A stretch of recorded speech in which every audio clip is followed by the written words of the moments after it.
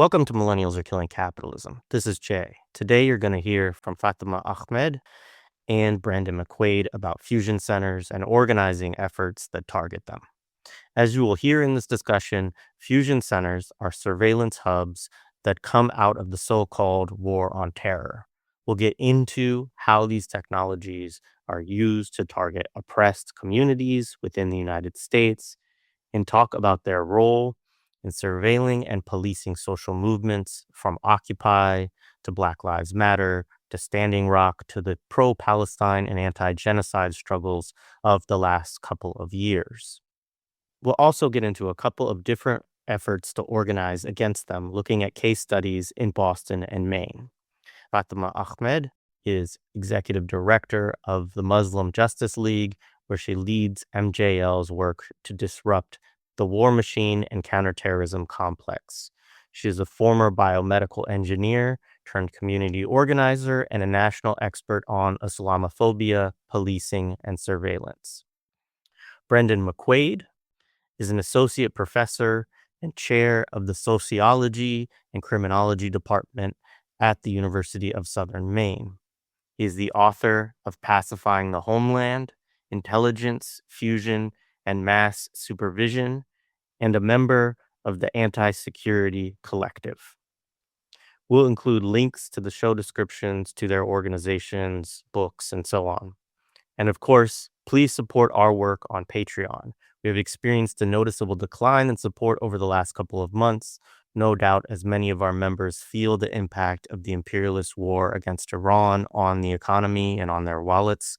If you are able to pitch in to support, every little bit helps. You can do so for as little as $1 a month at patreon.com/millennialsarekillingcapitalism.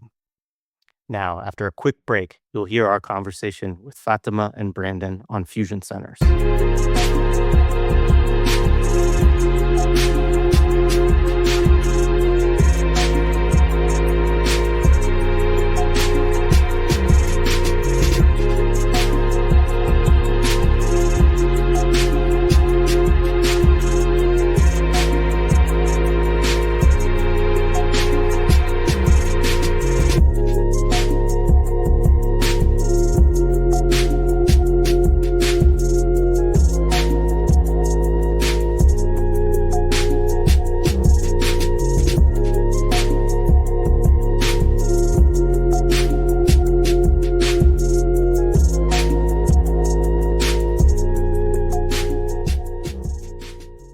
I'm looking forward to this a lot. So we got two guests today. Why don't you each take a moment and just introduce yourself, say a little bit about who you are, and within that, talk a little bit about how you come to kind of focus on fusion centers and maybe a little bit about what they are. Hi, I'm Fatema Ahmad. I am Executive Director of Muslim Justice League. We're a community-based organization in Boston, and we do a lot of local community organizing. We also do some national organizing just because there's very few Muslim organizations that actually do community organizing, and even fewer that focus on the war on terror like we do. And typically we've focused on the domestic side of that. The past few years have been different given, the situation in Palestine and in the region. But a lot of our work had focused on, the domestic war on terror. And one of the things that we picked up on here in Boston was this fusion center that was behind a lot of policing and surveillance issues that kept coming up in the community. So we've, ended up focusing on that a good bit in our work. So my name is Brendan McQuade. I'm an associate professor and chair of the criminology and sociology department at the University of Southern Maine. I have been interested in fusion centers for a long time, long before I got into grad school and became a professor. So during the George W. Bush administration, I was a teenager in a undergrad, and I got very involved in the anti-war movement. And I grew up in southeastern Connecticut. I became very interested in the career of my congressman at the time, a Republican named Robert Simmons. Um, Robert Simmons was a military intelligence and CIA veteran who like literally ran a interrogation center and death squad in Phu Yen province in South Vietnam. So I'm talking about him because he later became one of the congressional architects of DHS and helped put in place many of the policies that shaped fusion centers. So as a young activist, I got very interested in Robert Simmons and kind of got very interested in the idea that Homeland Security was like the domestic application of counterinsurgency. So when you look at fusion centers and compare them to, when you look at fusion centers, they look a lot like the intelligence sharing systems put in place in counterinsurgency campaigns. So that was my point of entry into this work. I eventually went to grad school, did a dissertation on fusion centers, published a book, bounced around different jobs, connected with Fatima, and started doing local work in Boston and in Maine around fusion centers. So let's talk a little bit more deeply now about kind of what fusion centers are, a little bit of their history and what they do. And we can dig deeper, but let me start with those two questions. Yeah, really, fusion centers come out of, the war on terror kind of excitement from government, from law enforcement to expand their infrastructure. So, in those first few years in the early 2000s, what you see is not only the creation of the Department of Homeland Security, which was like the largest change in government infrastructure since the creation of the Department of War, which are very connected. But along with the creation of the Department of Homeland Security, you have, both law enforcement agencies and tech companies, private companies saying, great, we can get away with so much, right? Like there's nothing, and this continues to be the case, there's no better justification for them getting money, buying tech, buying equipment, expanding their infrastructure than the war on terror. You say the Muslims are coming and, they will throw money at it. So those first few years, fusion centers are one of the things that really took off that DHS created. The idea there is, you know, if only all of these law enforcement agencies had been talking to each other more, had been sharing more information with each other, surely then, they would have been able to stop what happened. And so DHS starts seeding, funding essentially throughout the country. So fusion centers, actually, like every state has at least one. I think total there's about 70.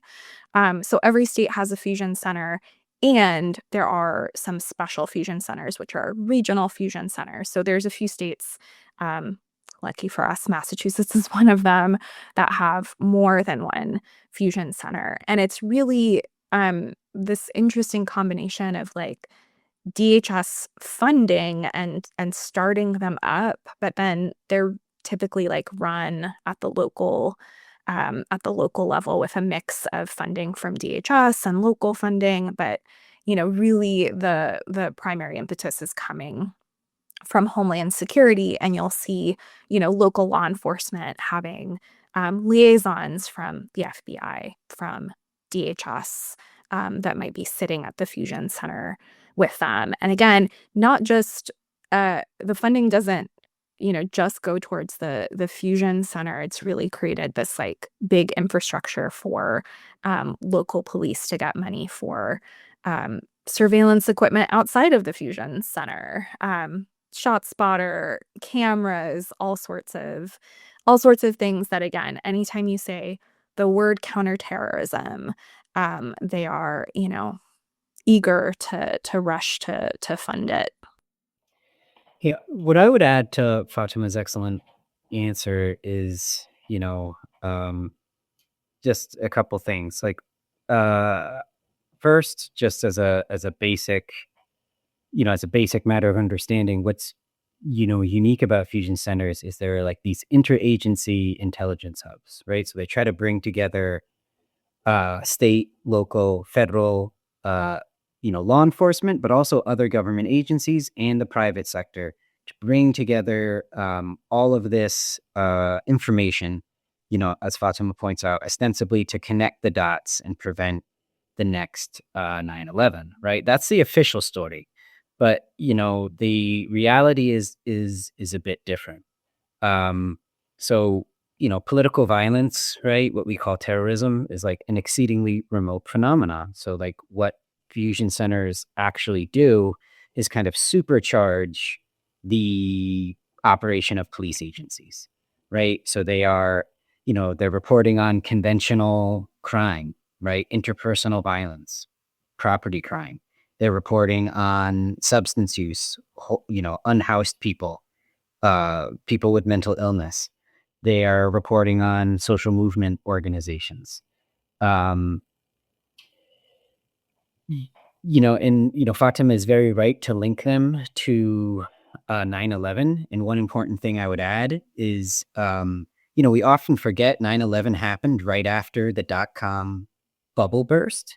And Homeland Security was like this was a security spending that helped stabilize the U.S. economy, right, in this period.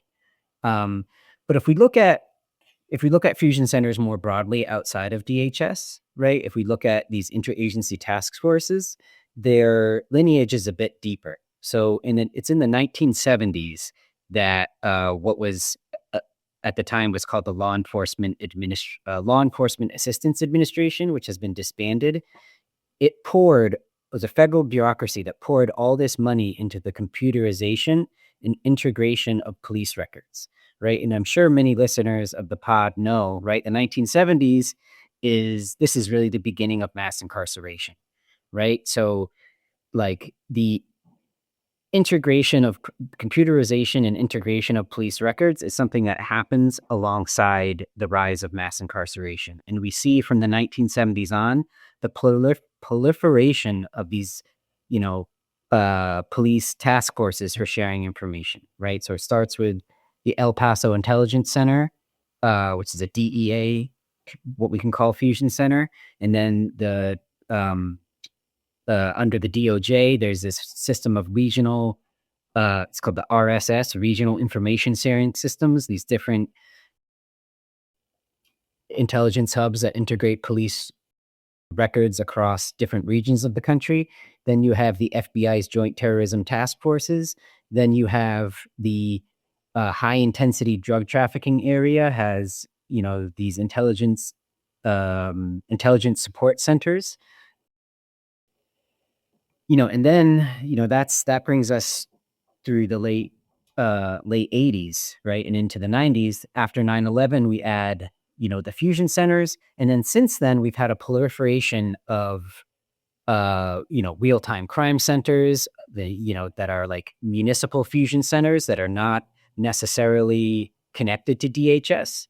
So, I've been studying fusion centers like professionally since 2012, right? And I cannot tell you how many fusion center like intelligence hubs exist in the United States. The Government Accountability Office put a report out in 2010 that named 268 federally funded intelligence hubs in the United States, but that excludes many regional crime centers. It excludes like New York State. One of the places I studied had like, I think now 15 county crime analysis centers.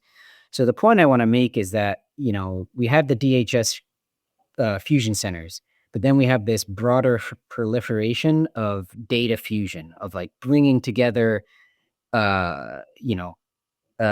security agencies and other pieces of government and the private sector to make useful information, quote unquote, for the purposes of like political administration, for the purposes of managing, fabricating, maintaining social order. There's a report you all are working on that's coming out soon. Is there something you want to talk a little bit about that before we go further? Yeah, happy to. Yeah, so one of the things that we decided to do a couple of years ago was actually document everything that we know about the Boston Regional Intelligence Center, BRIC. Because over the past like 8 years or so, MJL has been um, organizing around this, and we've learned so much. And connecting with Brendan and a few other folks, I realized, we're one of the only places that actually has organizing around a fusion center to begin with. And that BRIC happens to be one of the largest fusion centers in the country. And so BRIC is really doing a lot, and we have been able to do a lot. We've learned so much. And so Brendan and I had talked about, we need to actually get a report out, get everything down that we've learned. Not just what we've learned about BRIC, but what we've been able to do through our organizing as a model for other folks. Not just to take on fusion centers, but like Brendan is saying, there's so many different types of like intelligence hubs and what we would say spy centers essentially throughout the country that people are completely unaware of. Most people don't know that fusion centers exist and are quite shocked when they realize that, every state has at least one, that there's definitely a fusion center in their state. Um, there's just very few campaigns that have focused on this. And, we knew a couple of years ago that this would be important, but then also as Trump got elected in this moment, have known that this would be even more urgent because this is one of the tools that they can and are using to really, you know, share so much information across different law enforcement agencies. Like in this moment, I would say one of the most common questions that I get from community members is like, oh, I thought I lived in a sanctuary city. How is it that ICE can show up and do so much and they are tracking us by our cars and all this stuff? And almost weekly, I'm explaining to people, those supposed sanctuary policies really cut off maybe 2 or 3 ways that law enforcement collaborate. There's 100 other ways that they collaborate daily, and fusion centers, I think are just one of the big ways that it's happening that most folks don't know about. So we've been working on this report for, um, a couple of years now, very excited for it to come out, but it's become this, like, massive, thing because we've realized that BRIC is also a good model for a bunch of other elements of what we've been talking about. BRIC has a real-time crime center. You might not have a local fusion center, but your police department might have its own real-time crime center.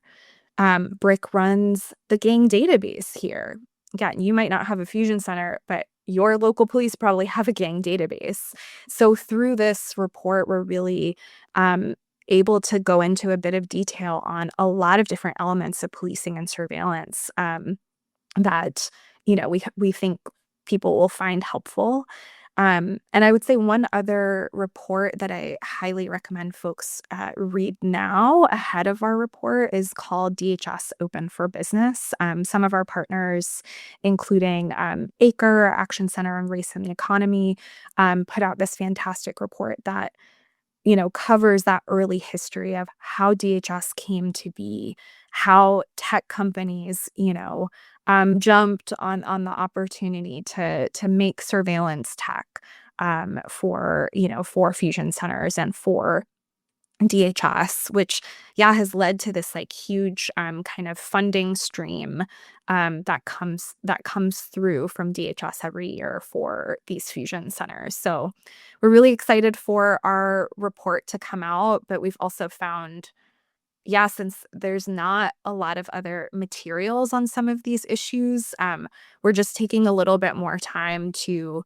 um, make it as useful as possible. Like it will go into organizing recommendations, worksheets that you can use to figure out what to do at the local level. And I would say one of the biggest things that we're producing out of this report is really that framing of like, how do police collaborate? What are the different ways that it's happening? You see a lot of folks reading headlines about flock license plate readers, for example, and like going after them. But I think folks don't realize like the technology is the tool, but the infrastructure behind it, like fusion centers, task forces, real-time crime centers, like that's really the strategic place that you could, focus your organizing on. And the other thing that I would add is, what I am so excited about for this report is that like this comes out of organizing, right? Like Muslim communities in Boston have been working on this for years. Muslim Justice League has been documenting it and, pushing back against this, against, police and surveillance issues, not just in Boston but nationally. So this research is really about making visible what like is already experienced among like certain groups in this country, right? And it gives language and evidence to something that, affected communities already know, even if they don't know like the intricacies of the system, right? Which is, these systems are not neutral. They're not about so-called terrorism. They're about surveillance and social control, So like if you read the other types of, policy reports and research on fusion centers, it comes from this like liberal reformist, professional approach. It's all about, it accepts that fusion centers are natural and we just need to make them work better. And I'm really excited to be challenging that narrative, right? And, giving a different framing to these issues. Yeah, thank you. I mean, I think that leads well into our next question, which is to kind of delve into, you know, your analysis of fusion centers, the relationship that these have to, things like pacification, securitization, threat fabrication, and, thinking about them as really kind of an infrastructure of counterinsurgency or war against targeted communities, and communities in different senses, right? Like communities, certainly like Muslims, but also, you know, different organizations on the left, also immigrants, homeless people, right? And all of this. So, yeah, go ahead. Yeah, I would say, one of the key things to understand about the moment that we're in, right? This is 25 years of the official war on terror. For MJL, yeah, the way that we see the war on terror is something that has been going on for a century of, US imperialism in Muslim majority countries. People think that everything started with 9/11, whereas like 9/11 was really a response to what the US was already engaging in. And in the past 25 years of the war on terror, that justification of counterterrorism has allowed this huge expansion of surveillance and policing infrastructure that, yes, is like tested on Muslims first, right? Like we're really at the tip of the spear with that, and we're impacted in really unique ways. And it goes on to impact everybody. Like everything that we're seeing right now with ICE, for example. I think so many people have forgotten that ICE didn't exist before the war on terror, that DHS didn't exist.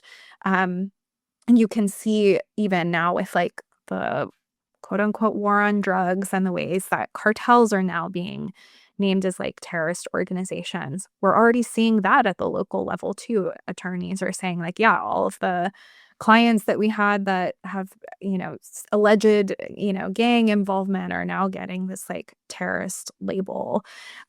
So this has been just a really potent way for law enforcement to expand their power.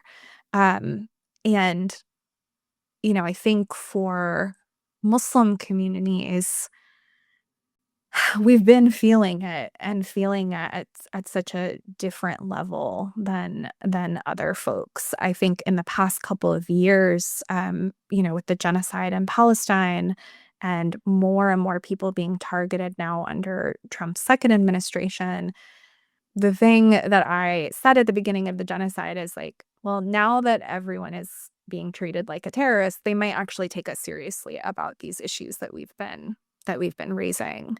Um, so, one example is like FBI joint terrorism task forces. You'll see every once in a while, you'll hear activists say, oh my God, the FBI showed up at my door. They're questioning me because of my involvement in this organization or my like social media posts. And it's really horrifying. And we've done research, like surveying local Muslims. We found that 10% of our community has either personally or their family has been visited by the FBI.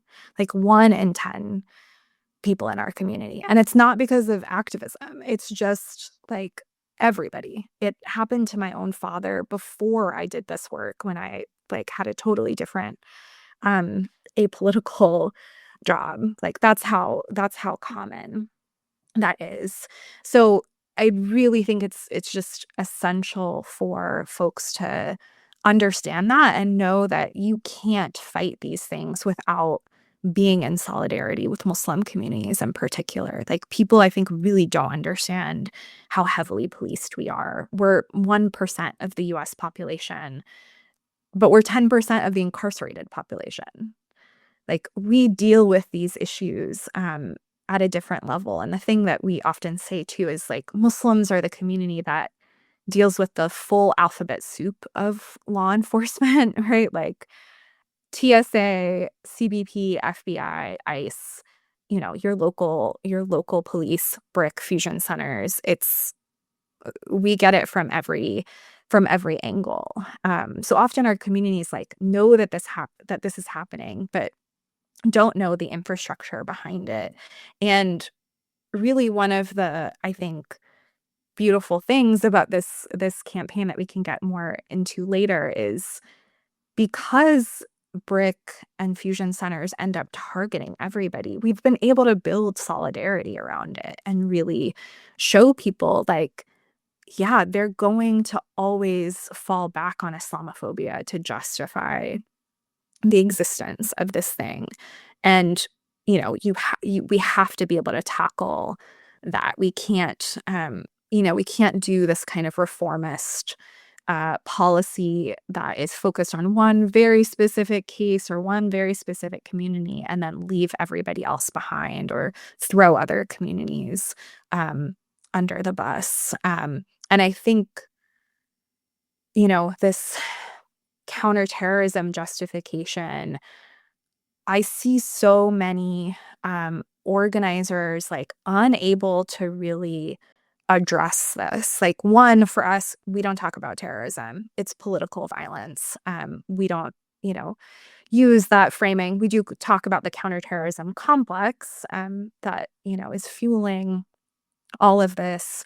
But folks often stumble when this comes up, right? Like, what are you supposed to say when they say, well, we need to prevent 9/11, and yet they didn't prevent the marathon bombing from happening because that's not the point of the counterterrorism complex. It's not about addressing political violence. If we were actually trying to address political violence, we would take the political reasons behind them seriously and try to understand that, right? But really, it is about policing dissent at the end of the day. Like, that is the core of it. And that has always been the case for Muslims. So I think a lot of folks don't know in the 1930s, like when the FBI was first starting up, they launched their first kind of like official surveillance program because of Black people converting or reverting to Islam.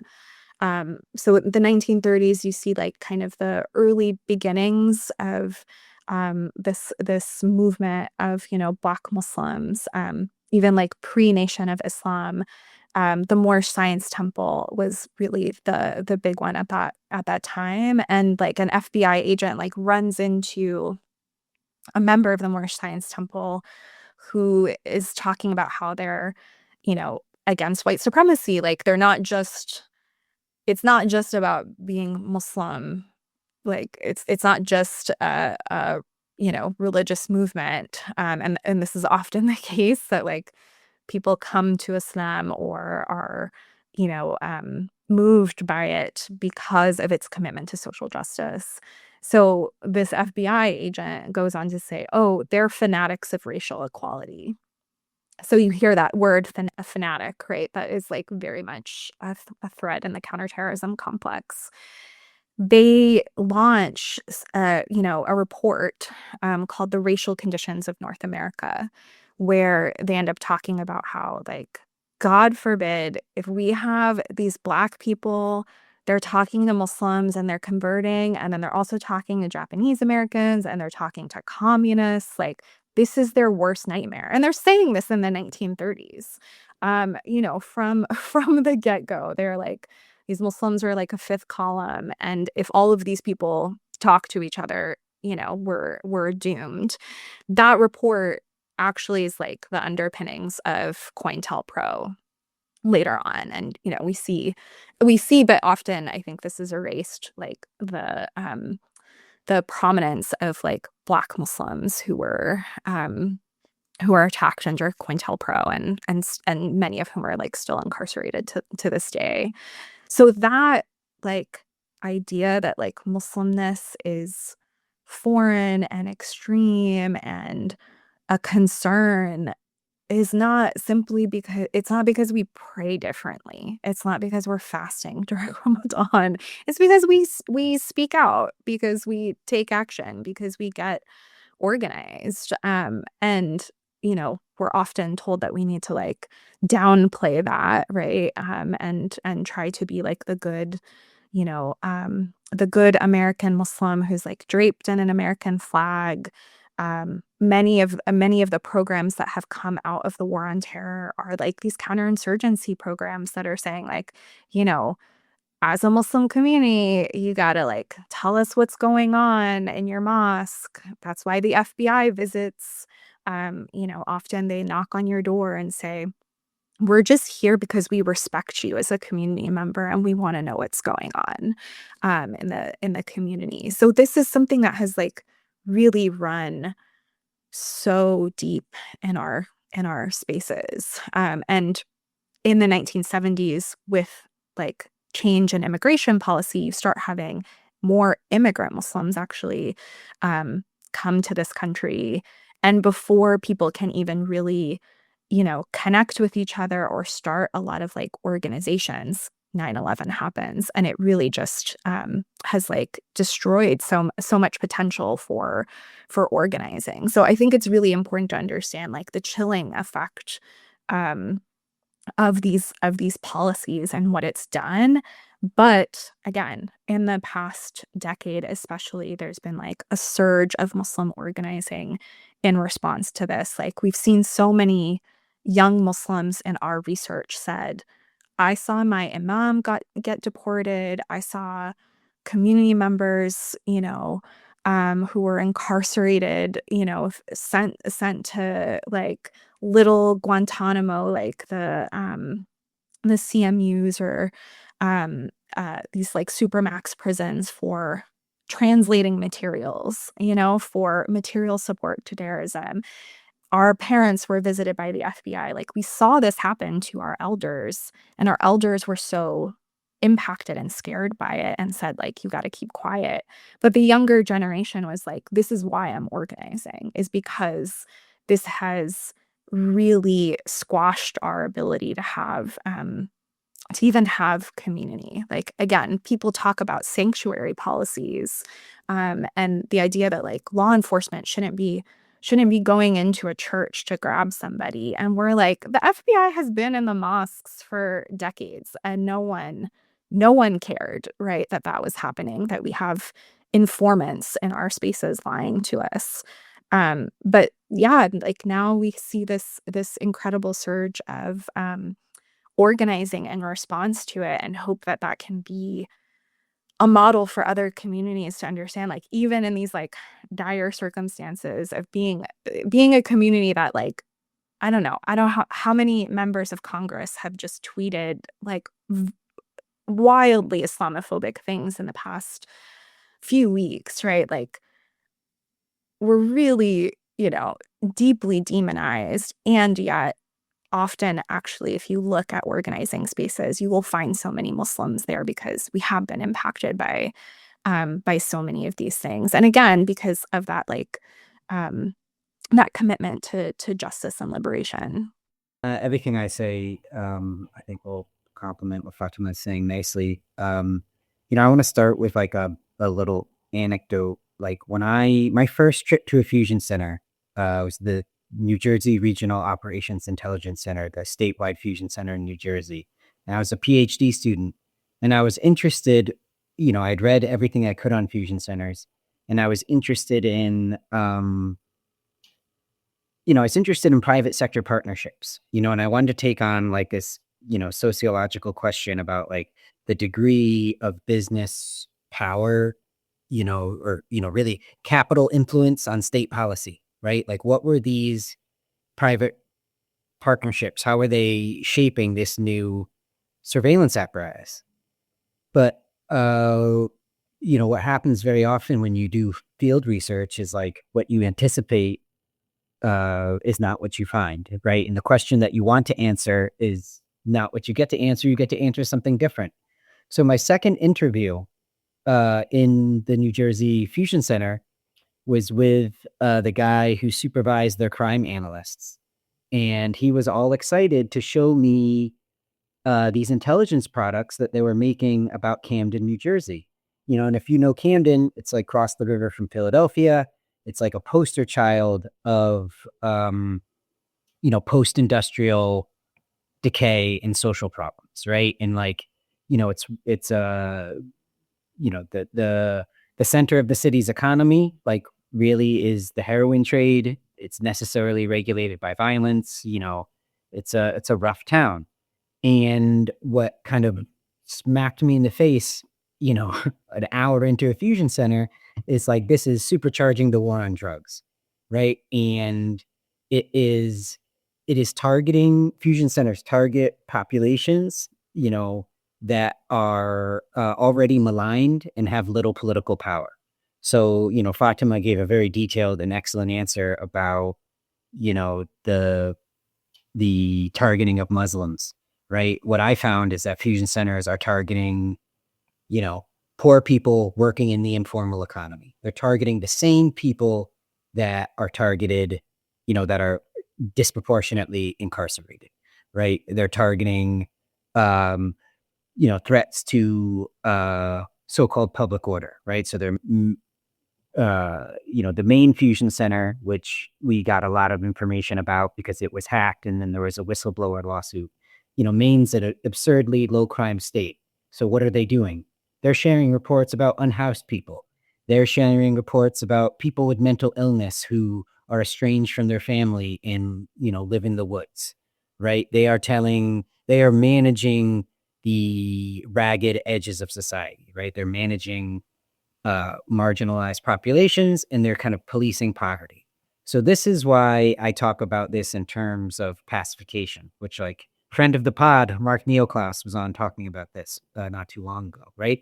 So by pacification, we mean like not simply repression, but the broader process through which the state produces social order by combining consent, coercion, and participation, right? That's a big thing, right?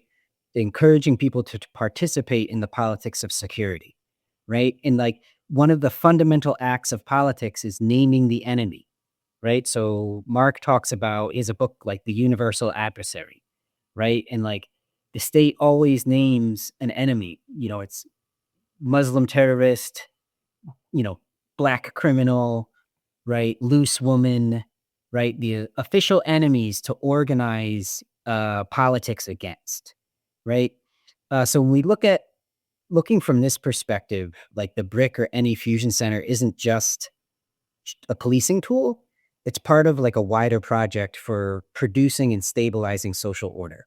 And like a big part of this is, when I think about inside law enforcement, people, fusion centers have a terrible reputation, right? They're called intelligence span because a lot of what they do is they're a news aggregator, right? they'll take the rundown of political violence abroad and send it to some municipal cop who gets a intelligence blotter about, you know, everything that's happening in, you know, Yemen or, Syria or Iraq. And it's not relevant to them, right?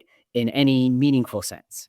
But what it does do is it's like it's a pedagogical mission. It's telling them that, it's teaching them that trying to teach them that the world is dangerous, that there's threats everywhere, and you need to, be on the lookout for the most fantastic and remote threats possible. Right. So you might know right in the subway, you see something, say something. Like that is the kind of public face of fusion centers, is trying to train people to interpret everyday life through a security lens, to monitor one another, to report suspicious behavior, to participate in surveillance. So it's in this sense that, that we use the term pacification, because it's not just about force, it's about enrolling the public into security practices and like encouraging people to see the world through a security lens. So, in the intellectual conversation that Mark and I are part of, we talk about this thing of security fetishism, which is the idea that like all social problems and relationships have to be mediated through security. So this is exactly the point Fatima made a minute ago, or probably in, better terms, right? Like instead of addressing homelessness is a problem, right? What do? We don't build housing. We build an intelligence apparatus and dress it up in terrorism in the name of counterterrorism that just monitors, unhoused people, among other things, right? So instead of addressing underlying social issues, housing inequality, the political violence, interpersonal violence, we translate, institutions like the BRIC, translate them into matters of risk, threat, suspicion, right? So the whole, I think, whether or not fusion centers produce good, quote unquote, good intelligence, what I think what they're valuable for in terms of the maintenance of social order is reorganizing life around a politics of suspicion, which is an anti-solidaristic politics, right? It's your neighbor is a threat or could be a threat, right? And that's where in the report we use the term threat fabrication, right? And we use that term, because like there's two meanings of fabrication, right? A fabrication is a lie, but it's also something like patched together from, things that things that actually happened, right? All right, so let's talk about an example of threat fabrication, right? As part of this report that Fatima and I are working on, we wrote open records requests, and we got a lot of documents from the BRIC about the policing of Palestine solidarity rallies in the wider movement, right? And we discussed these, and a lot of these documents are absurd, right? Because they'll give a list of acts of political violence happening abroad, and then they'll be like, here's a peaceful protest happening somewhere in Boston. Like these somehow are equivalent and connected, right? So, for example, between February and May 2024, the BRIC issued multiple bulletins on pro-Palestine demonstrations, events like, rallies, Hands Off Rafah rally, May Day actions that were consistently peaceful. Yet these reports still cataloged, the protests, their routes as potential disruptions, treating them as objects of counterterrorism, despite explicitly noting no threat, right? In some cases, they went even further by linking local activism to global terrorism. So one situation report on a peaceful protest and fundraiser began by referencing ISIS, an ISIS propaganda video about the Boston Marathon bombing, despite no connection to the events being described. So this kind of recasts political protests as latent danger, right? And that kind of tells us how they approach protest, right? This kind of hysterical security theater kind of reached a new level of absurdity in December 2023, when the BRIC and Boston police responded to an imaginary protest at Snowport, which is a popular holiday market in Boston's Seaport district. So on December 7th, the Boston chapter of the Party for Socialism and Liberation posted about a demonstration at the Snowport calling for demonstrators to shut down the holiday market in solidarity with Palestine. In response, BRIC issued internal alerts and contacted law enforcement and corporate security, which noted this day of action call to participants to fill the streets and block business as usual from continuing. But it also notes that the announcement did not advocate violence. The BRIC report led to a social media panic, with some warning about a possible mass casualty event in the Snowport. So the protest went ahead on December 9. People did gather. It was small, right? It was people chanting, holding banners and signs, right? The law enforcement response was tremendous and preemptive. Officers were visibly stationed throughout the event. They monitored the demonstration and reinforced the notion that, like, exercising one's constitutionally protected rights to, speech and assembly requires a large police response. So this episode kind of shows how, the BRIC intelligence doesn't really respond to so-called credible threats. It fabricates them. What began as a really legitimate and minor demonstration was transformed into a crisis through vague intelligence, speculative reporting, and to Fatima's point, right, racialized assumptions about, fear and security. So in doing so, the BRIC kind of legitimized excessive policing, escalated fear, and further entrenched the view that dissent, particularly when tied to Muslim, Arab, or pro-Palestinian voices, is synonymous with danger. So the consequence is not greater safety, but the normalization of surveillance and the erosion of, basic, constitutional rights. Yeah, I would add, you know, their surveillance of protest movements is not, limited to Palestine or Muslims. Like, one of the ways that BRIC has become really hated in the Boston area, which, like, we're a city of haters, so it's not that hard. But um, they surveilled Occupy Boston, and they were producing, these reports about all of the events going on. Even before he became mayor, Mayor Marty Walsh was, like, listed in one of those events because he was speaking as, like, a labor movement person at Occupy Boston. So through public records requests over the years, folks have seen, like, oh, this is what BRIC is actually doing. Even in, I think, around 2015 or 2016, they got a social media surveillance tool, and they were basically pulling in all of the posts related to Black Lives Matter. But for the Muslim side of that, it was, like, not just, like, political hashtags that they were looking at. It was just any Muslim terms, like the word ummah, which means the Muslim community. It was one of the terms that they were looking at. So you can see this, like, disparity between, generally they are surveilling everybody, and they're doing so much more than community members, might realize. When people hear counterterrorism, like, they don't think that this is what the counterterrorism department is actually doing.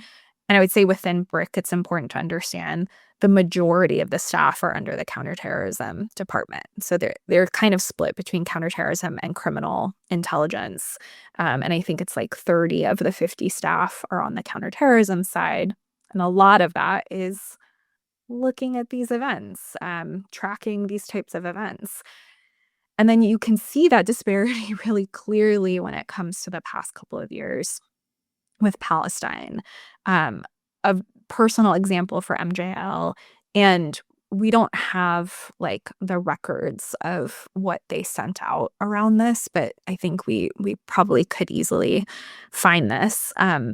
When the genocide first started, there were some dueling resolutions that came up in Boston City Council. There was like a pro-Israel one and a ceasefire one that came up really quickly. And we were supporting the ceasefire resolution. This was like literally 2 weeks in. I put out a very quick post on our Instagram saying, just come to Boston City Council, not a protest, not even testifying. Like it's a meeting where we can't even talk, but just come. And MJL goes to Boston City Council all the time. These people know us. You know, we are at times disruptive.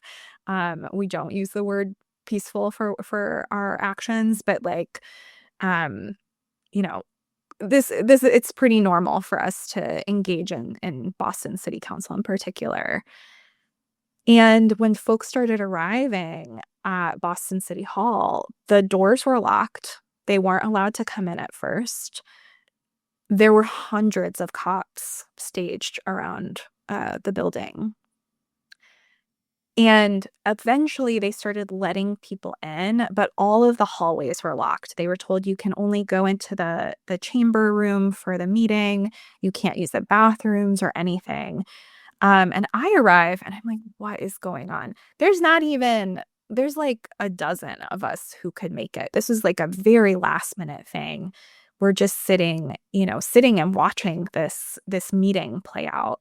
And afterwards, a city councilor who I know was like, yo, they acted like y'all were gonna set this building on fire. Like clearly they got some kind of internal message from the Boston Police Department. They're like, oh my God, people are coming to, again, advocate for a ceasefire.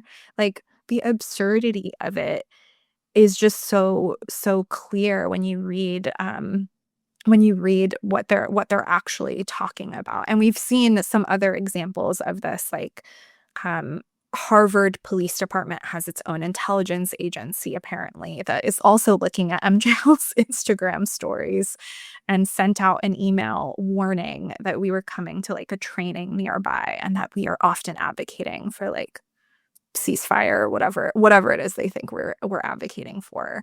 And then you can see it in these BRIC reports that Brendan got through a public records request. I think we have about 600 pages. And that's from October 2023 through like April or May of 2024. Those first few months, they're sending out twice a day reports.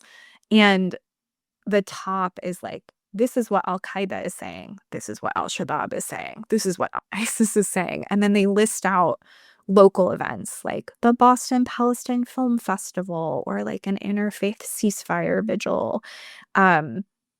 It's so ridiculous, but you can also see the more insidious thing is that they are clearly tracking what organizations do. So as I've read through them, because I know what these events are, they don't list the names of the organizations because they know if they did that, it would be really easy for you to do a public records request on your organization and get all of these documents. And it would look like, they're clearly tracking Muslim Justice League and Jewish Voice for Peace. So they don't list the names of the organizations, but they will say, oh, typically this organization does this, or typically at this type of action, this is what it looks like, which connects to the other, element of what they do is like they do send people out to also surveil these events. We know one of the agents at BRIC, his name is Andy Creed. He's both in BRIC as a Boston police officer, and he's in the FBI Joint Terrorism Task Force, which has really amplified his power. So he is one of the people who might, show up at the protests, document like what is going on, who they might follow up with if they're going to do some door knocks later. So we know behind the scenes, they're also they're really paying attention to what we do. And as organizers, we should understand anything you are putting on social media, they are looking at it. If it's open source, if it is a public account, they are happily looking through your social media posts and tracking these events, even if it's like a vigil, a film screening, really innocuous stuff. And I think particularly around the past 2 years and around Palestine, the level of threat fabrication, as Brendan said, is just so high. You can see how anyone reading those emails would be like, well, they're saying Al-Qaeda is encouraging, attacks on a Friday, and here's this event that Muslim Justice League or some Muslim organization is doing on a Friday. And, in the case Brendan gave, people read that email about Snowport and started sending texts saying there's going to be a mass casualty event. I can't imagine how often that's actually, happening because of the, many, many reports that BRIC puts out. Yeah, I was trying to find the email on it, and I can't, which is odd. But the at my children's school district, probably I can't remember the exact date, but it would have been, it was obviously post October 7th, 2023. They never commented, on the genocide in any way. They may have said something about October 7th, but I actually think they largely didn't comment on that either. But what they did was they sent out some post to all families about monitoring closely a Muslim Day of Terror or something like that. That was like, some, again, like based on some kind of international announcement that was actually not calling for terror either. I think it was just like a global day of action kind of thing or whatever. Yeah. Right. But it was so, I just was so upset by this too, because it was like, one, I mean,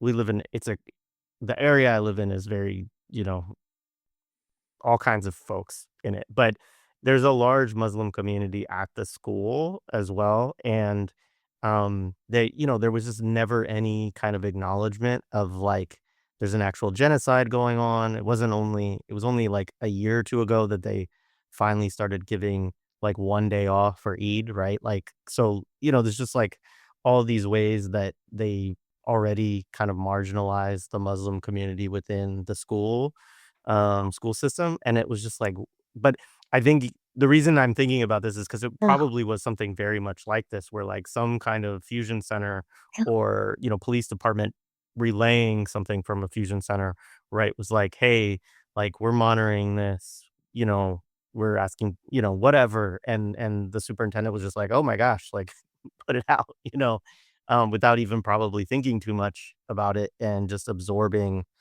what was being told to him by, other authorities, as well as probably his own ingrained biases and acceptance of these kind of things. But yeah, I just imagine that there's a lot of people who have lots of examples like that, where they're like, they could think of something where there was some kind of like really, kind of wild, either press release or notification or something like this that, as you say, is just like a fabrication of a threat Mhm. ultimately. Yeah. Yeah. Yeah, it's one of the main things that both fusion centers and some of the other, like, federal task forces, or, DHS does this all the time, of putting out bulletins, or, situation reports, like the reports on Palestine events, or these situation reports. And a lot of folks might assume, oh, that's just going to other law enforcement agencies. But actually, a good number of these things are going out to, private groups as well. And I think one of the exciting things about this report, through like the Blue Leaks documents, we saw a spreadsheet of like all of the users who had registered for information from BRIC. So we have an analysis of like the different types of institutions and folks who are signed up. It is a lot of law enforcement agencies, and it spans, local to national to even maybe a couple of international people were on there.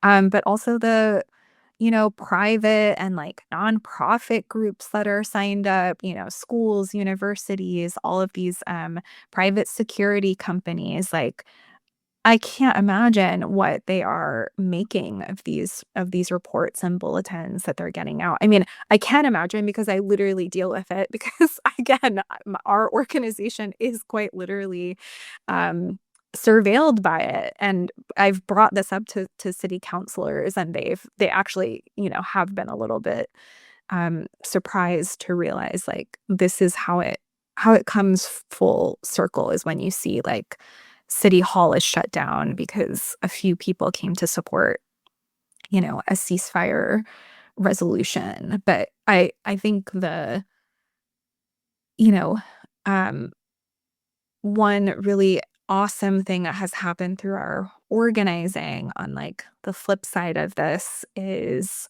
we've been able to kind of subvert this like see something, say something infrastructure, because people know that we've been talking about BRIC for so long. We've been out in the community, organizing around this. We have been harassing city councilors and politicians about it for so long. We've had a number of wins. And so people know to come to us when they see something going on like this. An example of this was in Cambridge, which kind of sees itself as like the most progressive, most liberal city in the US, just beside Boston. There was a supposed to be a PAL action event. There was like a Palestine Action US formation that popped up at the beginning of the genocide. And I think they had posted that they were going to do something, and then they deleted the post. They decided not to do it. Um, the day of this, I'm getting messages from people who are like, "So there's snipers in Cambridge, and we don't know what to do. Do you know what's going on?" And I get a photo of like, yeah, two Cambridge police officers with long guns, like on the roof of a building. And it's because they thought PAL Action was doing something that day. And that was the response from like this most, the liberal bastion of Cambridge. And people lost it. Like we posted about this and shared.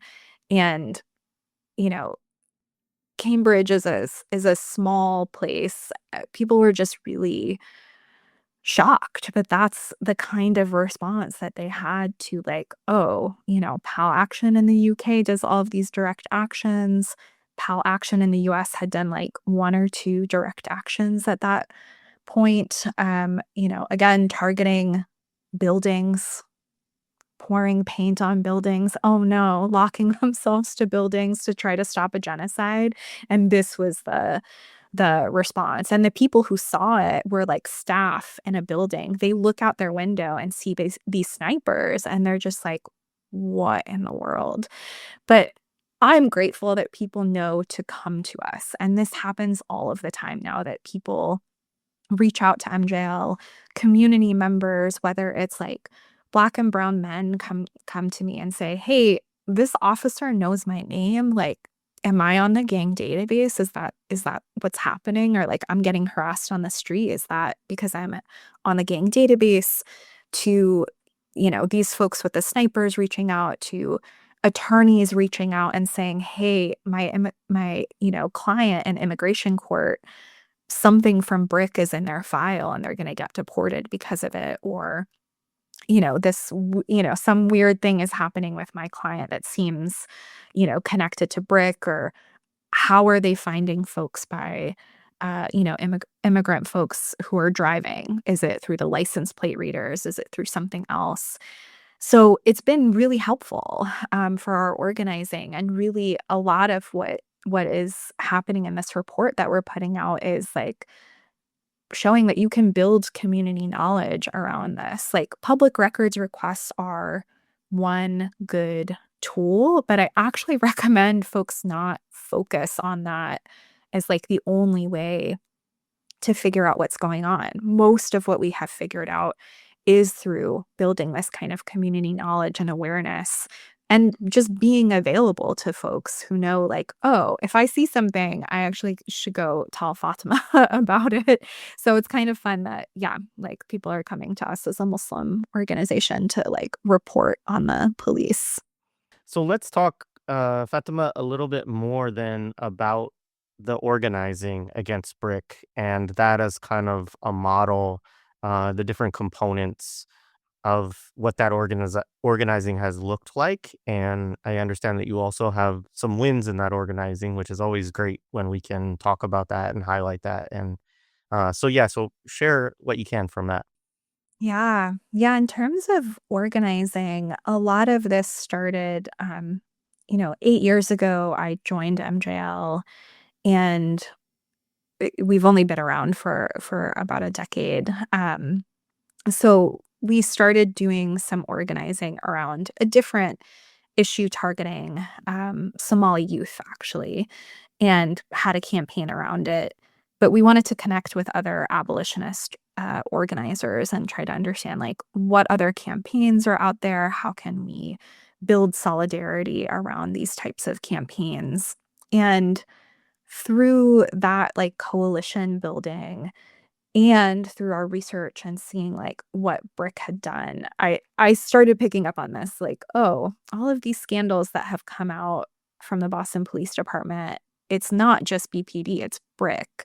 And BRIC is more than BPD. So it's situated within the Boston Police Department, but it's nine city police departments total that are part of it. Um, and really has like a scope beyond that. So picking up on, how BRIC was behind all of these issues, and then hearing more from community members about, like, the gang database targeting them, or deportations that were happening, that really that escalated during Trump's first administration. The number of people who ICE, HSI was picking up based on these gang allegations. Started realizing, like, oh, we need to do so much more around BRIC and understand what is going on here. And over the years, just developed, this deeper understanding. I think at first, because of the gang database and these deportations in particular, there was a young person deported because of a school report from a school officer getting filed to the Boston Police Department, filed to the BRIC gang database, and then ICE getting a hold of it, which the city still won't admit how ICE got a hold of it. But we found out there were about, I think, 135 or 130 so school reports that had been shared with ICE through BRIC over just a few years. So that was really horrifying to people, to see this kid get deported off of some flimsy gang allegation. And, you know, it was a little hard, but for me in that moment, I really pushed organizers and attorneys, especially, to say, sure, it's really bad that this happened to this kid, and you could pass some policy about the gang database to say, oh, no one under the age of 18 should be in it, or, just in these cases, you shouldn't share this information. But for us, we're trying to abolish this entire thing. There is no version of this that exists that won't come for your community again. As long as it's coming for one community, it's going to keep coming for yours. And like for Muslims, we just happen to be the we're the ones they're always going to be coming for. And it worked really well. People responded really well and understood, like, yeah, I don't want to just tackle this for my one youth client, because a lot of these immigration attorneys, for example, they're representing all sorts of folks who are doing all sorts of things. And, we were all clear, like, we're not trying to let anybody get deported because of this. And also the gang database shouldn't exist, period. And through that, we learned so much more about BRIC, that, the gang database was this one element that got a lot of attention during Trump's first administration, when progressive politicians wanted to be seen as like opposing what Trump was doing and opposing these deportations. But we were able to learn that BRIC was doing so much more than that. Through that solidarity building, I think we've just, built this like really strong campaign and coalition around it. That's like how I, connected with Brendan and so many other people. It's often people coming and saying, hey, this is impacting my community, or it's impacting my clients or my loved ones. And like, what can I do about it? At this point, generally, people in the Boston area know about BRIC, and you don't really find that like anywhere else. Like Maine has had the incredible organizing around the MIAC, the Fusion Center there, and there's some great organizing in like LA around fusion centers. But here, it's like, if you bring up BRIC, people probably have an opinion about it, and it's because we made it such a big issue. One of the ways that we did that, so around the gang database piece, we supported our one of our partner organizations, Student Immigrant Movement, really wanted to tackle the youth information sharing. And that was one of the first wins. Like we actually passed a policy to block sharing student information from Boston Public Schools to BPD in most cases. That has had, I think, a significant impact. But again, we were clear, like, there's so much more to do. And in 2020, when suddenly everyone, wanted to talk about defunding the police, I was like, well, guess what? There's a huge BRIC grant coming through. It was like for $850,000. And BRIC is really behind all of these scandals that you all are concerned about. And we organized around it, and it took a year, but we got city council to decline money from the Department of Homeland Security, which, like, getting them to say to cut funding for police is already huge, but also to say no to like free money from the federal government was really unheard of. And they said that too. They were like, we've never done anything except rubber stamp these grants that come through. Like, we just say, yes, it's money to the police. Why would why would we even question it? But they did question it. And through that, they started picking up on the fact that BRIC was lying to them, because they would hear me and other community members and attorneys say, look, this is what is actually happening.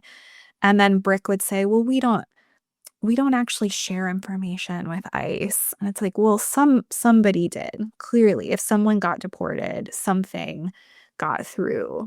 So building that resistance to BRIC over the years has been really incredible. Like, there's no grant or anything related to BRIC that goes through Boston City Council easily. They are holding all sorts of hearings that they've never done before. People have like campaigned on it. It's become this huge issue. We've come close to them saying no to like the huge DHS grant that they get every year. There's like a $13 million grant that comes through that funds BRIC and a bunch of other surveillance tech and other things. And Boston City Council initially said no to it. And this was late 2023. And everyone lost it. So from local politicians up to like members of Congress, the response was, you all are anti-Semitic for declining this counterterrorism money right now. Yeah. It was absolutely absurd. They just got so much shit for it. Um, and they freaked out. They were like, we have to approve this immediately. It did not hold up. We also did not have time in that moment to organize around it and try to push them. Obviously we were dealing with much bigger things. This was like December 2023. But that is going to be one of the big battles now, as things keep ramping up. Because again, so much of the justification for counterterrorism and national security domestically is this ever evolving foreign threat. Obviously, we are the biggest threat to the entire globe, but in their eyes, it's the Muslims. And you can see that in how people responded. Like a city councilor went to Israel, I think in January 2024, to support them. I don't know. Why did they need a Boston city councilor there? And he comes back and he's like on the radio with another local politician. These are all Democrats too. A beautiful part of Massachusetts. It's all Democrats, all supposedly progressive people.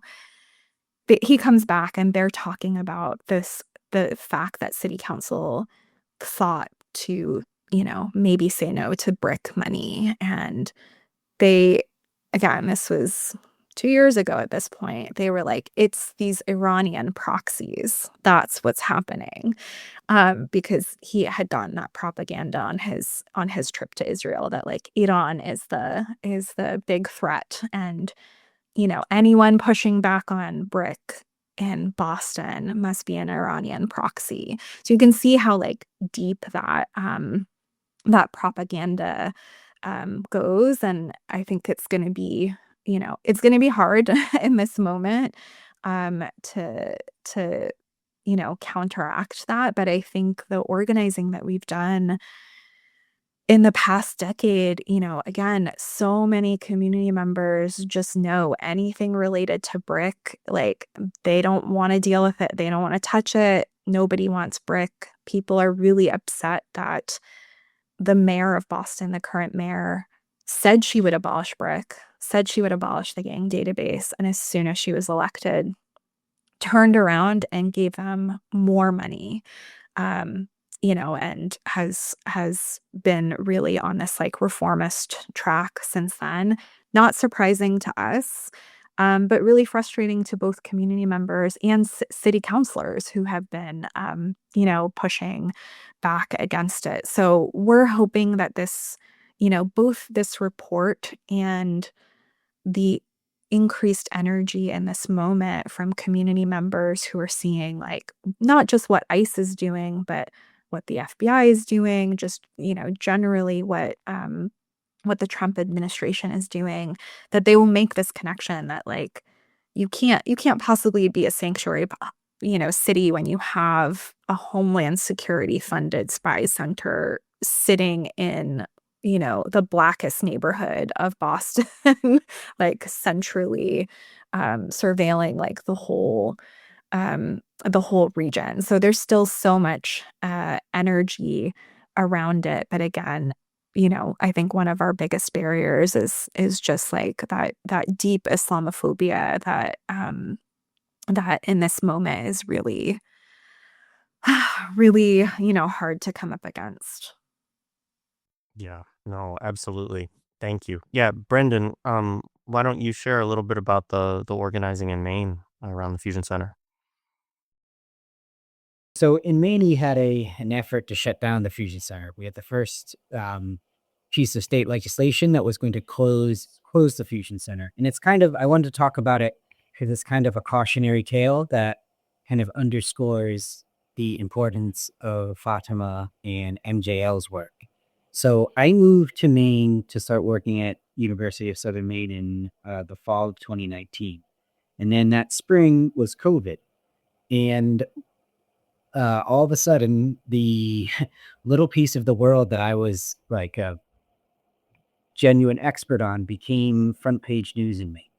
So in May 2020, there was a whistleblower lawsuit about a state trooper said that he got fired or got demoted because he was, pushing back against like basically political policing and the unlawful retention of data at the fusion center. So that happened. Then George Floyd happens, and then there was Blue Leaks, this massive hack of dozens of fusion centers and other police websites that led to 5 gigabytes of data, of police data, being published in from the main fusion center. So we had 2 bills, or 2 different, 2021 and then 2023. We tried to shut down the fusion center, and we had this political opportunity that came as a result of those events that I spoke, but we didn't have the base that Fatima has built in Boston, right? So this was like a parliamentary action, not like a full-on organizing campaign. And we cobbled together a coalition. Maine DSA supported it. There's a really dynamic harm reduction organization called the Church of Safe Injection that their founder was surveilled by the Maine Fusion Center for handing out clean hypodermic needles. They got on board. The Maine Association of Criminal Defense Lawyers got on board. The ACLU got on board. But, and our first bill made it through the Maine House, but then was killed and didn't get through the Senate. And then the second bill in 2023 didn't even get out of committee. And we got a different bill to create an independent auditor, which then that got passed, but then never got funded. So I just wanted to say all this because, just to underscore the importance of Fatima's work and building awareness and knowledge around fusion centers, because we had a political opportunity that we couldn't capitalize on. We couldn't close the deal because we didn't have enough support, right? And something makes me think, if Boston gets hit with these escalating, intersecting crises around the brick that make it sustained front page news for weeks and weeks and weeks, that what Fatima has built in Boston would be able to get the defund bill through. The other point I just want to make, and this is a technical point for people thinking about taking on fusion centers, the grants that Fatima talks about, the main one is Urban Area Security Initiative, UASI. It doesn't just fund the fusion center, it funds emergency management. So the thing that really killed the bill in Maine was that. And what's written into UASI is you need to have a fusion center to get UASI money. So they couldn't shut down the fusion center and still get federal money for the Maine Emergency Management Agency, right?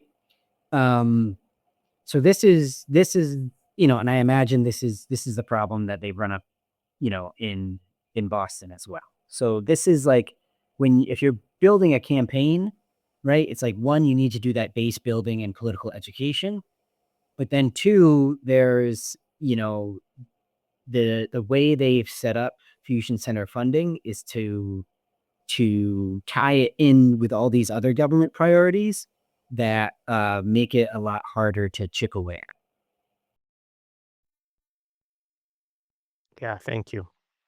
Um, this has been great. There's a couple things, Brendan, in your work that maybe we could touch on a little bit. You wrote a essay with Shakir Rahman, who we had on before from Stop LAPD Spying Coalition, about police bureaucracy and abolition.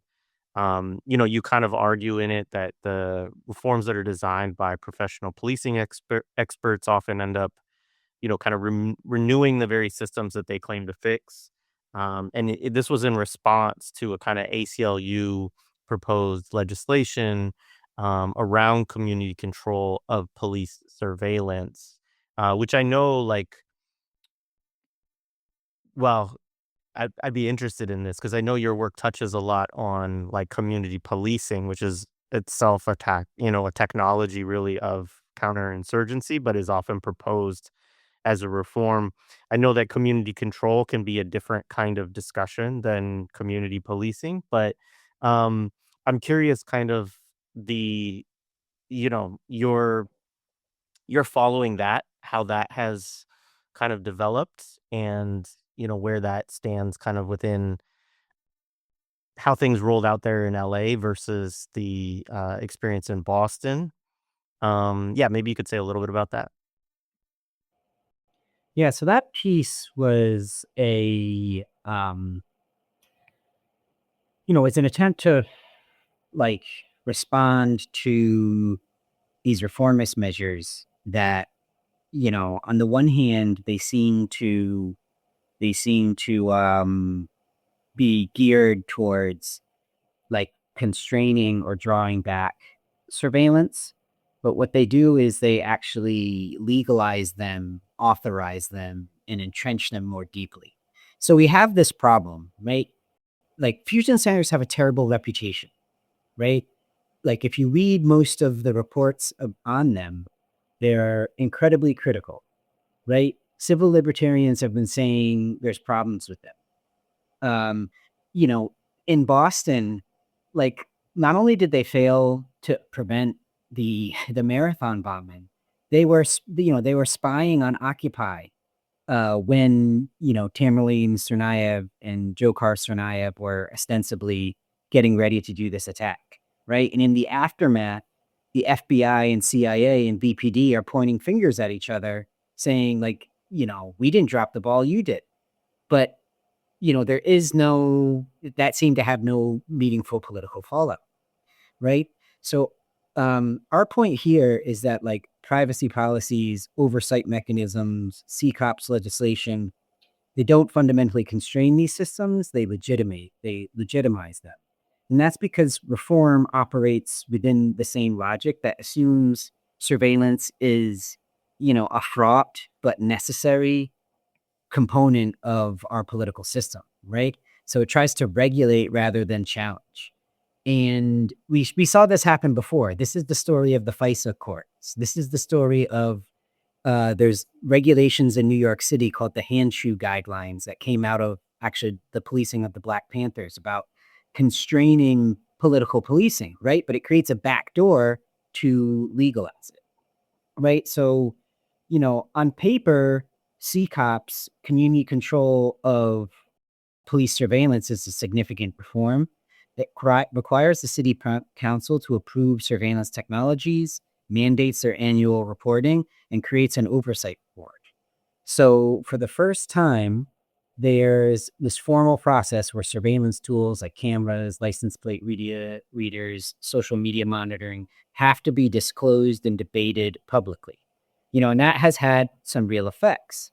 Right now, Boston, the BPD has these annual surveillance reports that reveal how extensively these technologies are used. But when you look at how it operates in practice, there's some limits. Like first, the system continues to expand, right? Like this hasn't stopped the growth of the surveillance web, right? There's already been cases where the BPD has used surveillance tools without timely disclosure or proper approval and have only reported on it after the fact in violation of the ordinance's requirements, right? So this suggests that the oversight is this kind of reactive rubber stamp, right? Second, even when the oversight is functioning, it tends to regulate how surveillance happens, not whether it should happen, right? That question is kind of written out of the CCOPS legislation. So the debate becomes what rules should govern this technology, what safeguards should be in place, rather than should this system exist at all. And then third, and I think most importantly, CCOPS doesn't touch the core of what institutions like the BRIC does, which is information sharing and intelligence production. The ordinance is oriented towards discrete technologies, cameras, software, devices, but the real power of Fusion Center lies in how they integrate data, produce intelligence, and circulate it across networks, including federal agencies and private actors. So that infrastructure remains intact, right? CCOPS, in theory, could block the new shiny toy, but it's not gonna change the basic structure, right? And one of the Shakir and I, one of the things we wanted to write about, the other point we wanted to make is about the role of, Shakir's a lawyer, I'm a professor, right? Like we could make careers being part of the surveillance bureaucracy. We could make careers by using our expertise to be the smart men in the room that give like the hard, nuanced opinions about how to make this surveillance work, right? And there's lots of like the whole piece is actually a response to an op-ed written by Sarah Brain, who's a much better known sociologist than me, who is advocating that LA does CCOPS legislation. And she's doing that despite the fact that the LAPD Spying Coalition has said, like, we don't want this. We're organizing against this.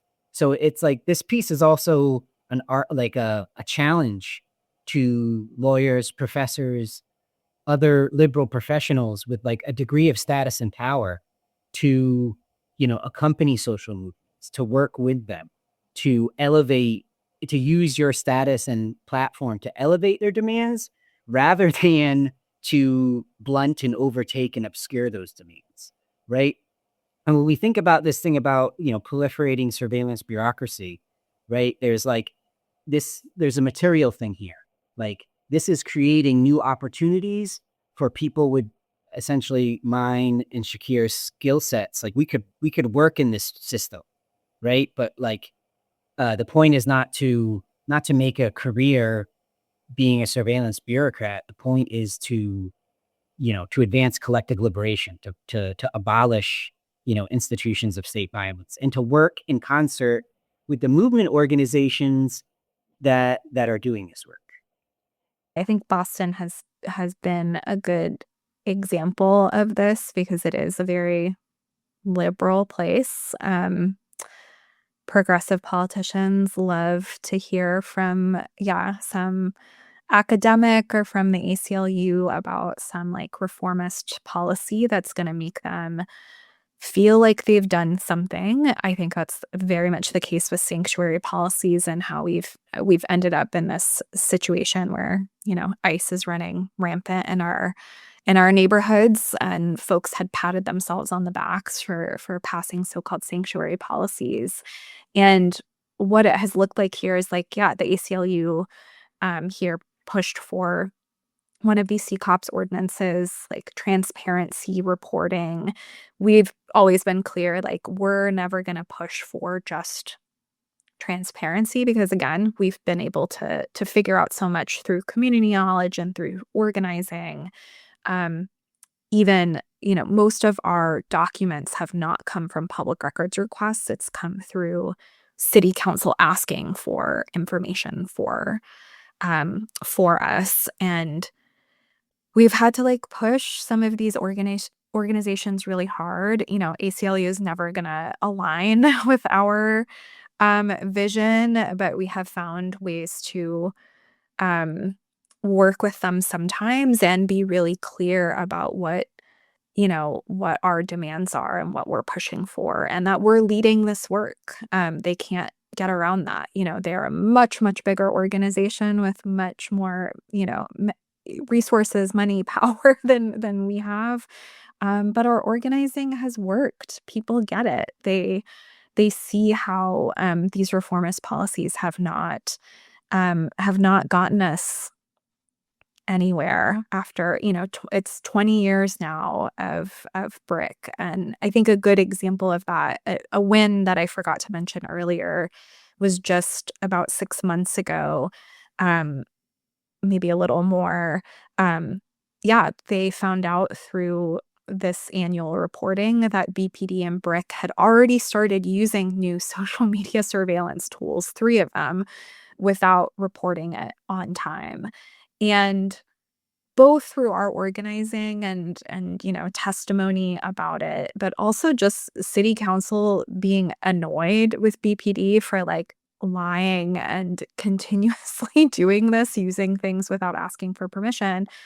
City council voted no on all three tools, and they're still pretty annoyed about this consistent pattern of like, okay, we set up this whole reporting policy for you and you still can't, abide by it. And then I think the other example is the gang database where, folks have really wanted to push for reform, and gang databases are really hard to get rid of, like up there with terrorist is gang member. Like it's kind of the two really hard narratives to fight, but we were clear that we want to abolish it. And by setting the line at abolition and going so hard on our organizing, the city actually went ahead and reformed it without us asking, because we had taken this money away from them because they lost that grant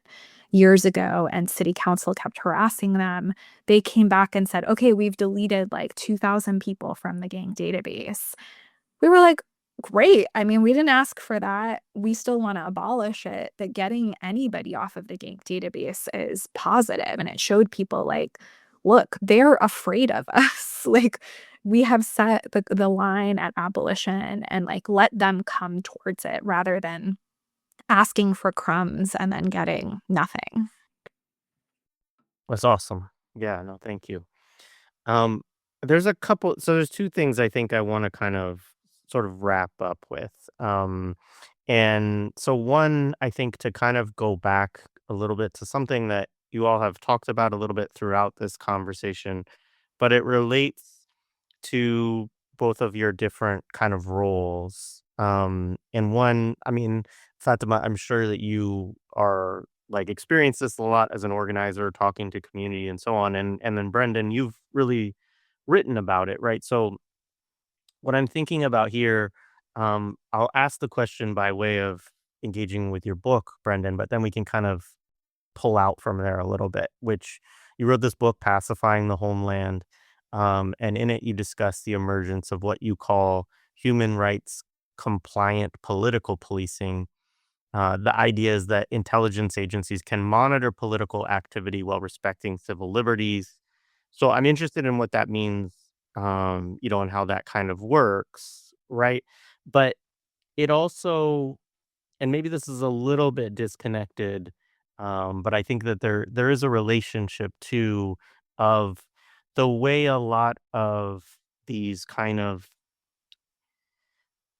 progressive policing, right? Policing in these very liberal spaces, and the reforms that often get pushed, in this arena are related to things like community policing, community partnerships, forms of community engagement, right? So it tries to take the form of outreach, of again, yes, supporting things like um, you know, protests within, very kind of, you know, encouraging people to get marches and permits, and then the police come along with you and all, all of this kind of stuff, but also just encouraging information sharing, right? Of, like you said, the see something, say something kind of stuff. All of the ways that people are kind of encouraged to either police officers become more embedded within the community and try to present themselves as a good neighbor, a good community maker, and so on, but also encouraging the community to be it's often branded as kind of like, help us clean up the neighborhood, help us, be on the lookout for crime and, things that, but it's really kind of like an outsourcing of policing functions to the community and trying to create a kind of PR initiative around that. So I know that's a few disparate things. Take them wherever you want, but I think that's a good way for us to kind of wind down in some of the ways that this stuff can look. Yeah, so the term human rights compliant political policing comes from like my frustration with discussions and movement spaces about political policing, right? So everyone knows, or not everyone, but like the memory of COINTELPRO, right? The FBI is like very aggressive and incredibly centralized, like counter-subversion program to like destroy, it started with the Communist Party in the 30s, but it continued to the 70s, right? To destroy like every movement in that period, right? Um, we have that memory and people think that there is this like centralized like police apparatus that's going after every movement organization. And like that's not the case, right? Like the state had a serious crisis in the 1970s and it changed the organization of repression, right? So and a big part of this was like shifting it rhetorically to more like instead of J. Edgar Hoover, you know, anti-communism, anti-communism, anti-communism, right? Like it went to this softer language about facilitating. Police are there to facilitate your right to protest, right? They're there to make sure that you can be safe when you protest, right? They're there to separate the good protesters who are there to, be peaceful and the bad protesters who are there to be violent, which sometimes just means mildly disruptive, right? Um, and what that means for fusion centers is it gives them a mandate to surveil everything, right? Because they need to monitor situational awareness to ensure, that Fatima is not secretly, like a plant for some boogeyman, right? For some boogeyman organization, right? Um, and the other piece that goes along with this, like COINTELPRO, like J. Edgar Hoover was the closest thing we ever had to a secret police chief. I mean, he essentially was. And COINTELPRO was super centralized. He personally approved every COINTELPRO operation. That's not the case with fusion centers. The head of DHS does not even appoint the director of fusion centers. So fusion centers are this web of surveillance and intelligence sharing relationships that are actually more open to like local political influence, or they're more open to outside politics. So that doesn't mean that we can lobby them and they'll be good. What that means is when you look at the crackdown against Occupy, there was like 8 Occupy encampments that were shut down in the same night, and everyone was like, "Oh, this is DHS. This is coming straight from Obama, COINTELPRO 2.0." What we found out, this crackdown was organized by the National Conference of Mayors and the International Association of Chiefs of Police, right? There was coordination by these private sector or these professional associations that operated through the Fusion Center network. Same thing with no DAPL, the Dakota Access Pipeline, right?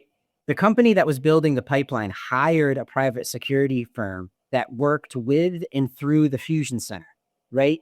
So they like kind of used the Fusion Center as a tool and as like a setting and as a base of operations, but it wasn't like the governor or the DHS secretary was like, crush this protest, right? And to me, that is a significant difference and important for us to understand, right? You raised this point about like community policing and community engagement. right? That's really important because that's like human rights compliant political policing is like and like police are there to facilitate your expression of your rights. That's like the macro level articulation of this. But on the day to day, it comes like this takes the form of community policing. And here, you know, and this is actually more subtle. This is how the Obama administration tried to pacify BLM, right? So after Ferguson, the second Obama administration does this, the President's Commission on 21st Century Policing, this big fancy blue ribbon commission. They recommend all these changes to, to restore confidence in police. And then you have the DOJ doing the consent decrees and taking over police departments and forcing them to do reforms. But the conceptual centerpiece of that was community policing, which means the police get out and they talk to people and they host barbecues and pick up basketball games.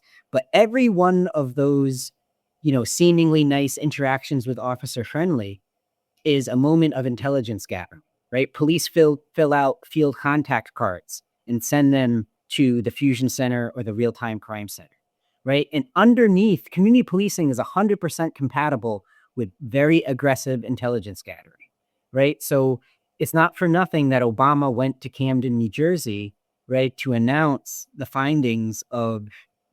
recommendations of this commission, right? When, that was 2015. When George Floyd happens, right, because of the community policing relationships that have been built in Camden, because of this subtle, like soft power control, like the Camden police chief marched with residents in Camden, and they kind of like had like preemptively co-opted the dissent, right? Where it was like the police, it wasn't just that they facilitated the protests. They marched with the protesters to be like, we are on your side, right? And that is like when I talk about the role of participation in pacification. Like this is exactly what the state wants, right? They want to be fully integrated into social relations to the point where they can, when there is an explosion that would lead to rebellion, essentially, that they can direct it to the channels that not only don't challenge the system, but reaffirm its legitimacy. And it's pretty crazy that they can do this in Camden, because Camden is a place where like the social contract is pretty meager, right? It's like, it's not a thriving city where people are doing well, where there's jobs and opportunities, right? So if community policing can work in Camden, it can work anywhere. And I think that's like the scary thing, because if you think like a political economy perspective, right, we're entering like, liberals call it secular stagnation.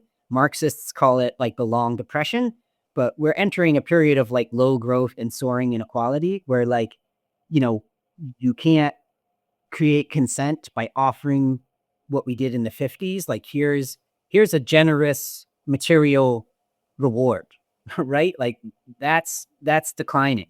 So what can the state offer to maintain social order? It's police power, right? And this is a very subtle form of police power, and I think a very, very dangerous one. Yeah, I would say on the community policing piece of this, it is a huge feature of BRIC. And another, organizing recommendation that we have is that we have to address our dependence and reliance and assumption that the police are the only option.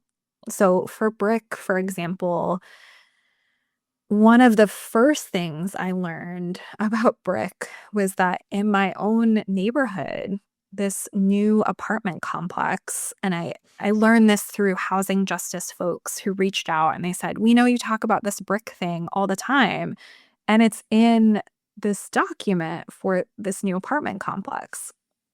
Under the community benefits section, they were putting $25,000 towards, BRIC cameras. And thank God this organizer was like, I don't know what BRIC is, but I know Fatima will be unhappy about this, and reached out. And we talked about and organized around this, that this is like part of gentrifying the neighborhood, that folks would not even know that this community benefit was cameras in a real-time crime center, part of this like, DHS infrastructure, right? Like anyone would see that and just assume like, oh, these might be, you know, closed circuit cameras for the building, and absolutely not expect that it was, part of the national security uh, state. And now we have learned that many of the cameras have actually been bought by neighborhood associations, who will come to BRIC and say, we really want cameras. And if BRIC says, well, you're not high up on our priority list because you don't actually have that much crime happening, but if you're willing to buy them, we'll take them. We don't know how much has been bought by, these private groups versus just bought directly by BPD, but it's significant. I've seen and heard a number of neighborhood associations say, oh, we're worried about crime in our neighborhood and we want cameras, and we'll happily connect them to the surveillance state. And there's just so many examples of this, from, that to like around gang policing, like any community organization that actually, wants to address violence in their community is often having to go to the Boston Police Department to get the grants and get funding to support what they're doing. And then they've told us, well, we want to speak out against the gang database, but then we're going to lose our funding. And so this like community policing angle has been really tough because, yeah, folks want to address both real and imagined violence in their communities.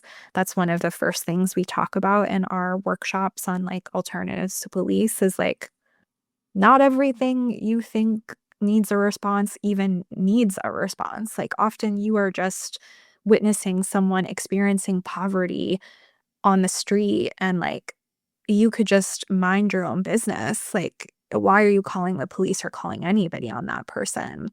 But it's just so deeply ingrained, um, that we need to go to the police for these issues, and we have to do something about it. And this is our only option.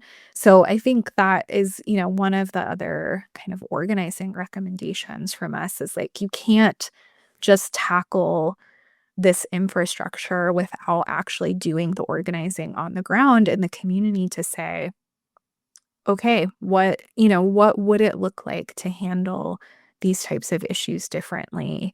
What would you actually need? It happens around mental health response. That's often where people say, yeah, why are the cops responding to this? Maybe we could have some kind of alternative to this. But I think particularly with BRIC, they're always going to come back to like gang violence and terrorism, right? Like those are the two kind of hardest things to push community members around. And yet we have been able to do that. Like there was just an example of a 13-year-old who was arrested by Everett police. Everett is like just outside of Boston. And then ICE grabbed him when he, was released from the police station, and I think took him to Virginia. And initially, there was so much community outrage that they took a 13-year-old. But once people heard that he had a knife on him and supposedly had some gang involvement at 13, a lot of community members started backing off. And I had some organizers ask me, like, how do we talk about this within the community? And I said, well, I grew up in Appalachia. Like, ain't no kid showing up with a knife who you couldn't just handle. Like, nobody was calling the police on kids who showed up with knives. It's hunting culture is very common to begin with. And I said, like, I could take a 13-year-old. Like, you're kidding me, right? Like, the solution was not they were like, oh, maybe we shouldn't send fingerprints for kids who are arrested. And I said, why are you arresting a 13-year-old? Start there.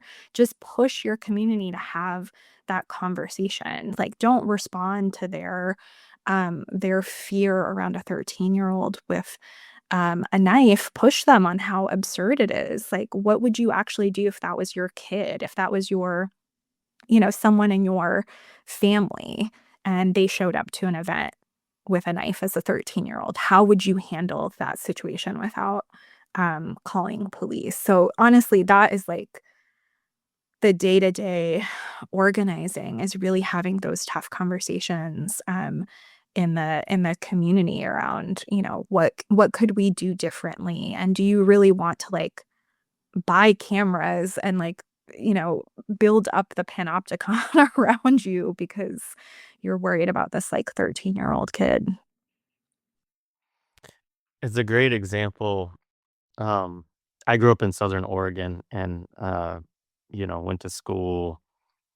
All of my K through 12 was pre 9/11, and I think Columbine was what, like 96 or whatever. So I was like in high school by the time we started having like these major politicized like school shootings and stuff like that. Um, but I remember in fifth grade, fourth or fifth grade, a group of us being pulled into the principal's office because some kid had brought a fake switchblade to school, like a toy one. And the question the principal asked us was, he went around to each of us and asked if we had ever brought a knife to school. And I think only one of us said no, because it was like so like growing up in Southern Oregon, like everybody had a pocket knife. Like it was just like a regular thing. And we wouldn't have even thought like that there would be any kind of policy or rule against this, or that we could get in significant trouble for that. But it was funny because like the principal was somewhat surprised, but you could tell he also like knew where he was in the world, and like it's like okay. And so the whole conversation did not really go the way that he expected. But it just to illustrate exactly what you're talking about of like, and I worked in schools for like 15 years.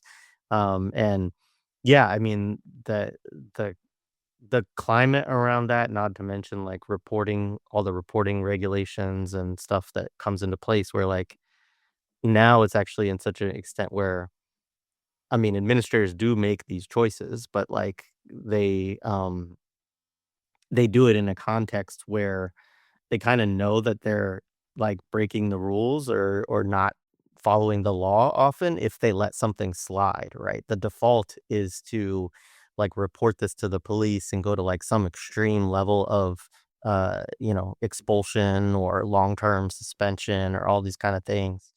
And it's ridiculous, because it's just like are we serious, but that's where we are and how far things have shifted in a lot of places. But yeah, no, I appreciate you bringing that up and talking about that.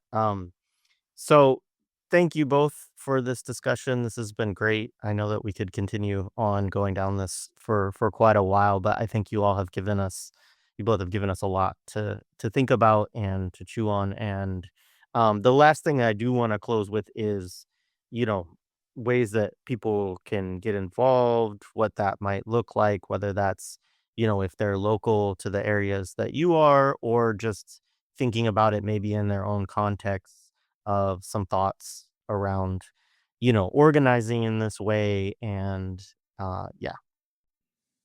Yeah, I would say for folks around the country, look out for this report that, again, we hope will help folks, identify whatever spy center you have, whether it's a real-time crime center, a fusion center, a joint terrorism task force. Like the report will guide folks through doing that research and identifying like where's the nexus of power of policing and surveillance that you could take on, so that folks are not just fighting random pieces of technology as they come up. Like it's playing whack-a-mole. You really have to go after these central hubs. if you already know about a fusion center, like you've been doing some organizing around it and want to connect with us, definitely, reach out to me. I think my email is on our website. Because we would love to work with more folks around the country, like in the future going forward. The hope is to support folks outside of Massachusetts. For Boston area, Massachusetts folks, um, you definitely want to get on our email list or connect with us. We've already started doing some workshops with local folks to help them, understand this. And again, we've had a long running campaign around BRIC. One of the things we're doing right now, since there's a number of cities that participate in it, is, Boston is still the central way to abolish it, but we want to push the other cities to pull out.